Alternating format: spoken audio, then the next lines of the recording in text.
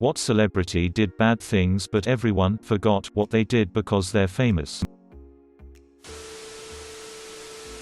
Vince Neil of Motley Crue drove drunk and killed one of his very good friends and gave the two people in the other car very bad injuries and brain damage. He also had other DUIs after this. And #X2OOB. But hey, everybody loves a good party song, and now he has a famous liquor brand. Jared Leto's been accused of rape by half a dozen 13 to 15 years old girls. This may not be the best place for but the Watergate scandal was about a rigged election, not just a piddling cover-up of a minor crime. The story is usually told from the viewpoint of the investigation, so facts are revealed in the order in which they came to light, not the order in which they happened, which makes it easy to forget the fucked-up nature of the actual crimes. The break-in that got busted was a minor mission in the scheme to rig the 1972 Democratic primary. In fact, it's been estimated to be about the 6th time they had broken into the DNC offices. The goal of that particular break-in was to repair a bugging device that had been placed at a previous beacon and had stopped working. The creep had gone so far as to plant Nixon loyalists in the DNC.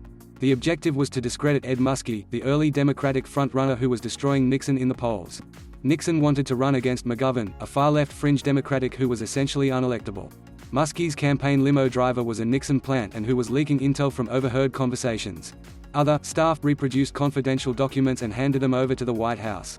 This was electoral fraud on a wholesale level.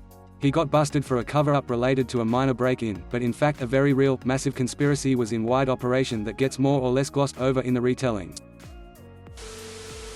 Steven Tyler became the guardian for a 16-year-old he was dating when he was 25 so he could bring her on tour, knocked her up too. Kurt Cobain's mother regularly goes on talk shows and interviews where she talks about how supportive she was of Kurt and how she knew how famous he would become from the moment she heard his music. Yup, it's the same mum that abused Kurt and kicked him out multiple times, making him live at his grandparents', friends and sometimes, not confirmed, sleep under a bridge. Emma Roberts beat the shit out of her then boyfriend Evan Peters, then continued to co-star in the same show as him. George Wallace, the infamous pro-segregation governor of Alabama in the 60s, did not inform his wife that her doctor diagnosed her with cancer. Doctors during this time often told patients' relatives of their cancer diagnosis instead of the patient, especially if the patient was female. The reason was that she was running for governor as a surrogate for him since he had reached his term limits and he thought that the diagnosis would negatively affect her chances of winning. She ended up finding out about it 4 years later during a visit to a gynecologist, but unfortunately the cancer had progressed to the point that she died from it 3 years after learning that she had cancer and that her husband had known about it. He ended up successfully getting the term limits repealed and went on to serve a few more terms as governor. People forget about this, I'm assuming, because of all of the other shitty things he did. Edit, her name was Lillian Wallace, for those interested. Creed Bratton has been a leader and a follower of numerous cults. Karl Malone got a 13-year-old pregnant and refused to take care of that child. Steven Tyler was a serial rapist in the 70s and 80s. Now he's an old woman. Ted Nugent shit his pants to dodge the draft and has a song called Jailbait, which ends with him pleading with an officer not to arrest him and instead share a 13-year-old. Gwyneth Paltrow. She's a con artist and manages a MLM, as well as recommending women treat their illness by putting rocks up their vagina and steaming their privates, causing harm to people. You can say she's an idiot. Or just that she's a sociopath that loves making money off hurting other people. Piers Morgan was the editor of the Daily Mirror during the Iraq War, published photos that he knew were fake of American and British troops abusing Iraqi prisoners. He was fired but somehow managed to make a successful media career out of it. There was that time James Franco tried to fuck a teenager. After she posted the exchange on social media of her telling him how old she was and him not caring and still wanting to see her, all he had to do was go on a few morning talk shows a couple days later and say, "You don't always know who you're talking to online," and everyone instantly forgot about it.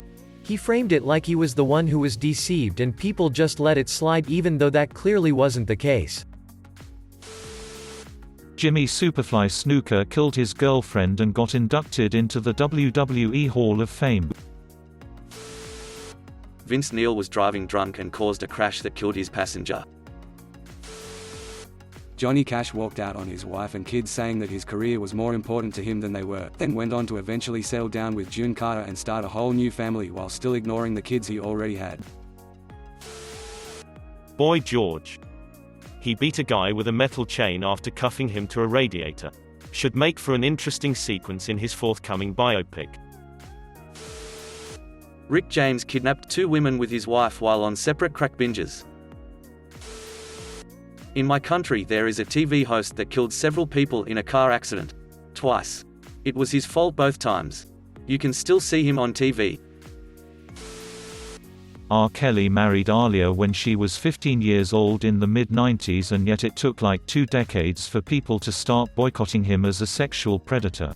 He was still making songs with Beyoncé and Lady Gaga etc. for a long time. Floyd Mayweather beats his wife with hands that are registered as lethal weapons in front of his children. But because he wins, nobody cares.